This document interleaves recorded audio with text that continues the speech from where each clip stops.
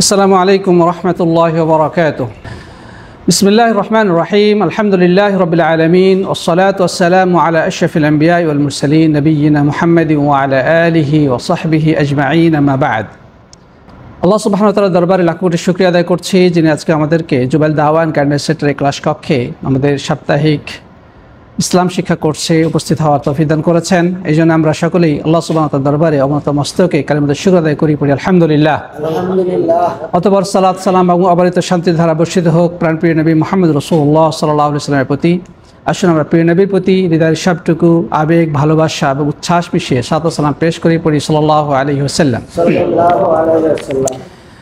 মোহতারাম মুআজ্জাজ প্রাণপ্রিয় উপস্থিতি, সম্মানিত সাথী বন্ধুগণ, আল্লাহ নবী সাল্লাল্লাহু আলাইহি ওয়াসাল্লামের সম্মানিত জামাতা হাসান হুসাইনের পিতা, নবী আকরাম সাল্লাল্লাহু আলাইহি ওয়াসাল্লামের কলিজার টুকরা কন্যা ফাতেমা রাদিয়াল্লাহু তাআলা আনহার সম্মানিত স্বামী, মুসলিম জাহানের চতুর্থ খলিফা আলী ইবনে আবি তালেব রাদিয়াল্লাহু তাআলা আনহু থেকে এই হাদিসটি বর্ণিত হয়েছে। তিনি বলেছেন যে রাসূল করিম সাল্লাল্লাহু আলাইহি ওয়াসাল্লাম বলেছেন, মান আহদাসা ফিহা হাদাসান আও আওয়া মুহদিসান ফাআলাইহি লা'নাতুল্লাহি ওয়াল মালাইকাতি ওয়ান নাসি আজমাইন। যে ব্যক্তি মদিনায় কোনো ধরনের বেদাতি কার্যক্রম করবে অথবা কোনো দুষ্কৃতি বা অন্যায় অপকর্মে লিপ্ত হবে, তার প্রতি আল্লাহ, ফেরেশতামণ্ডলী এবং সমগ্র মানবজাতির পক্ষ থেকে লানত বর্ষিত হোক। সহিহ বুখারী এবং মুসলিমের হাদিস। প্রিয় বন্ধুগণ, আল্লাহ সুবহানাহু ওয়া তাআলা মক্কাকে হারাম হিসেবে ঘোষণা করেছেন, আর নবী আকরাম সাল্লাল্লাহু আলাইহি ওয়াসাল্লাম মদিনাকে হারাম হিসেবে ঘোষণা করেছেন আল্লাহ তাআলার নির্দেশক্রমে। অর্থাৎ মক্কা এবং মদিনা এই দুইটি হচ্ছে হারাম নগরী। আল্লাহ সুবহানাহু ওয়া তাআলা এই দুটিকে পৃথিবীর অন্যান্য সকল শহর, অঞ্চল এবং সকল জনপদ থেকে শ্রেষ্ঠত্ব দান করেছেন। এবং এই দুইটি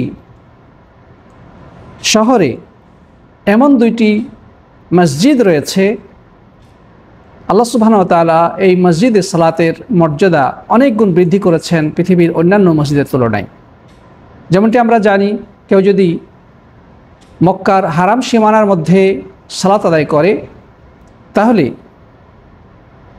ওই সালাতের বিনিময়ে আল্লাহ তাআলা তার আমলনামায় 1,00,000 গুণ সালাতের সওয়াব দান করবেন।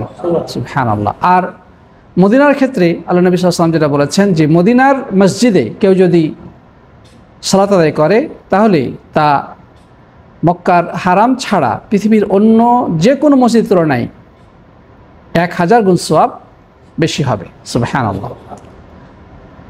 যদিও মদিনার মসজিদে নামাজের ব্যাপারে 10,000-এর কথাও আছে, 50,000-এর কথাও আছে, কিন্তু এই মর্মে বর্ণিত হাদিসগুলো সনদগতভাবে জয়ীফ বা দুর্বল।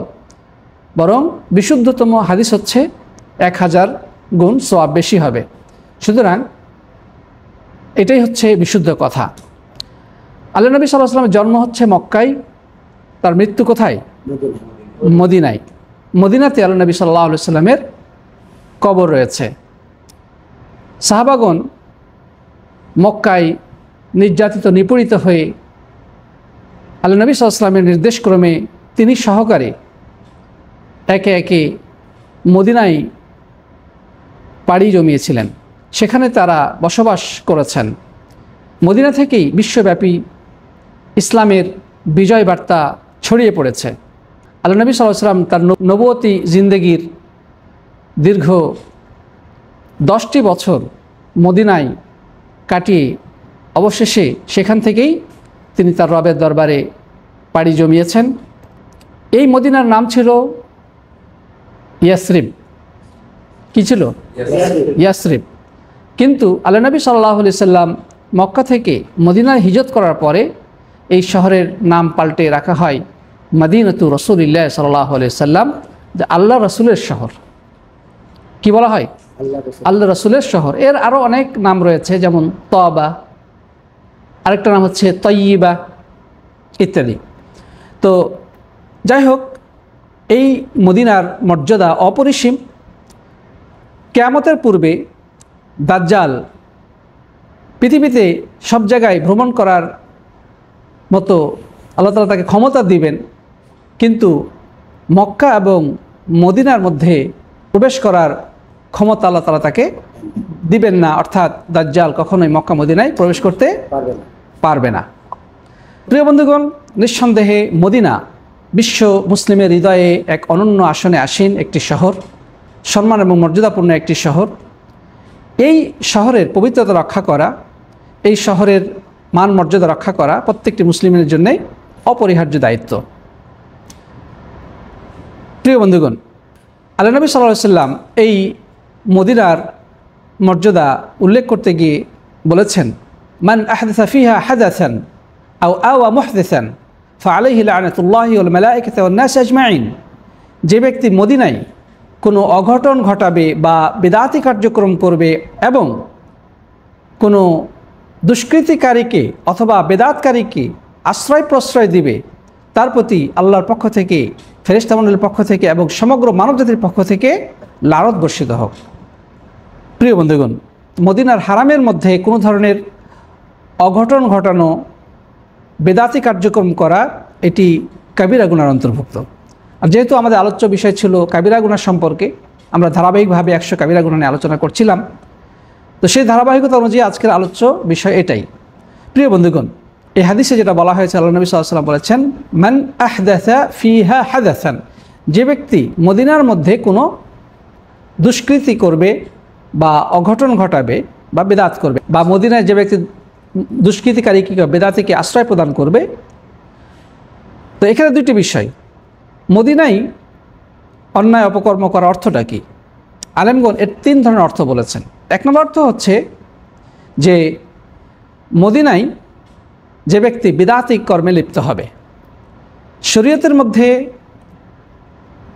নতুন কোনো কিছু সংযোজনের নামই হচ্ছে বিদআত। আল্লাহ নবী সাল্লাল্লাহু আলাইহি ওয়াসাল্লাম বলেছেন, ইয়াকুম ওয়া মুহদাসাতিল উমুর, যে তোমরা দিনের ভিতরে নিত্য নতুন আবিষ্কার থেকে দূরে থাকো। ফা ইন্না কুল্লা মুহদাসাতিন বিদআহ, কেননা দিনের মধ্যে নব আবিষ্কৃত প্রত্যেকটি জিনিস হচ্ছে বিদআত।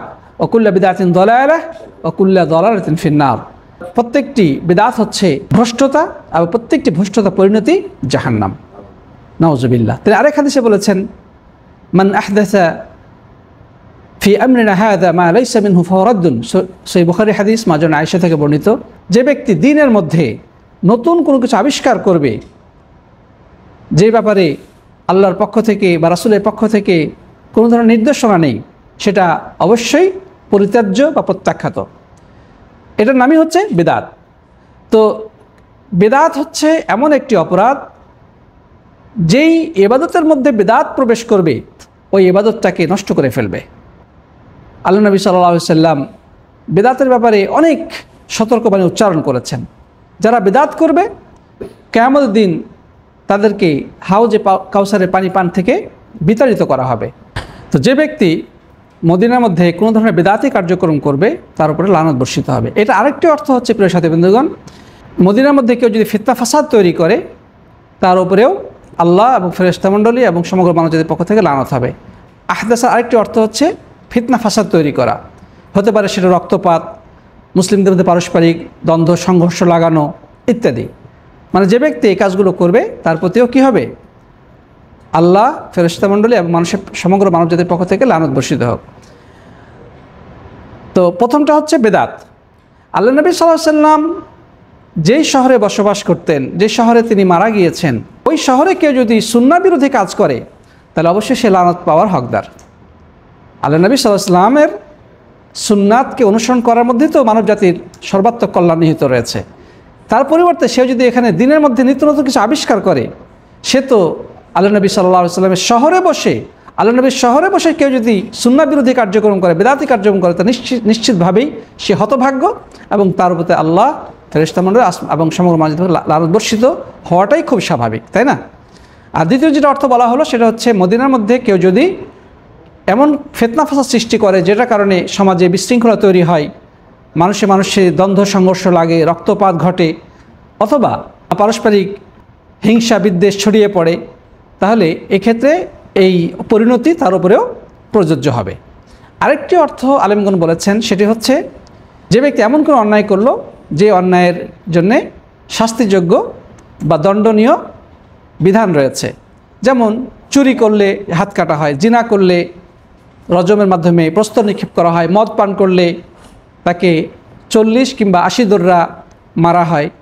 তো মদিনার মধ্যে কেউ যদি এই ধরনের অপকর্ম করে তার প্রতিও এই হাদিসটি প্রযোজ্য হবে।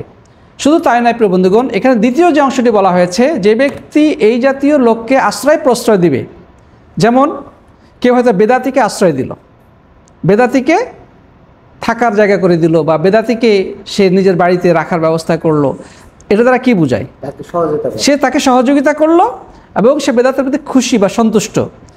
অথবা যে দ্বিতীয় অর্থটা আমরা বললাম সেটা হচ্ছে যে সকল মানুষ মদিনার মধ্যে থেকে বিশৃঙ্খলা তৈরি করে, রক্তপাত ঘটায় বা মানুষের মাঝে হিংসা বিদ্বেষ ছড়িয়ে দেয়, এবং এই জাতীয় লোককে যারা আশ্রয় প্রশ্রয় দেয় এরাও অপরাধী।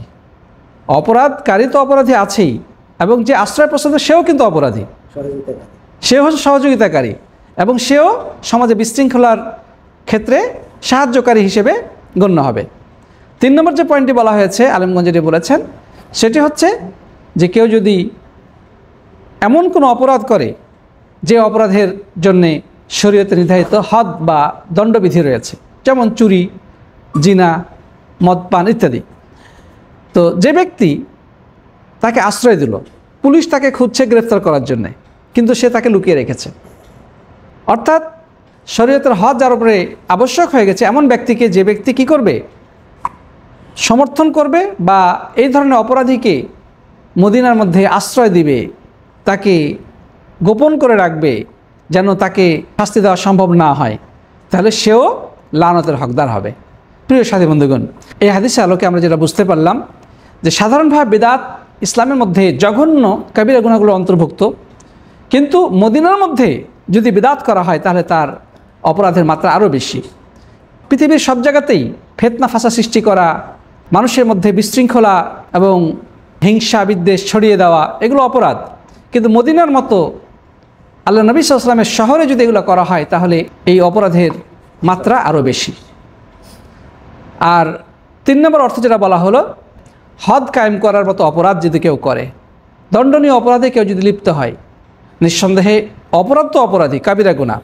তো যারা মদিনার মতো শহরে এই লোকদেরকে আবার আশ্রয় দেয়, নিঃসন্দেহে তারা লানতের হকদার, আল্লাহর পক্ষ থেকে, ফেরেশতাদের পক্ষ থেকে এবং সমগ্র মানব জাতির পক্ষ থেকে। আল্লাহ সুবহানাহু ওয়া তাআলার কাছে দোয়া করব তিনি যেন আমাদের সবাইকে সবসময় এই ধরনের বিদআতি কার্যক্রম থেকে, সমাজে ফিতনা ফাসাদ বা বিশৃঙ্খলা সৃষ্টি থেকে এবং ইসলামের নিষিদ্ধ কার্যক্রম থেকে হেফাজত করেন, আল্লাহুম্মা আমিন। বিশেষ করে যখন আমরা মদিনায় যাব, মদিনার যেন সম্মান, মদিনার যেন মর্যাদা আমাদের হৃদয়ে জাগ্রত থাকে, কোনোভাবেই মদিনার সম্মান যেন লঙ্ঘিত না হয়, সেজন্য আমাদের সবাইকে সচেষ্ট থাকতে হবে। আল্লাহর কাছে দোয়া করবো আল্লাহ যেন আমাদের সবাইকে তৌফিক দান করেন, আল্লাহুম্মা আমিন। সবাইকে অনেক অনেক ধন্যবাদ জানিয়ে আজকে আলোচনা এখানে সমাপ্ত করছি। জাযাকুমুল্লাহু খাইরান। হাদা ওয়া সাল্লাল্লাহু আলা নবিয়িনা মুহাম্মদ ওয়া আলা আলিহি ওয়া সাহবিহি আজমাইন। আসসালামু আলাইকুম ওয়া রাহমাতুল্লাহ।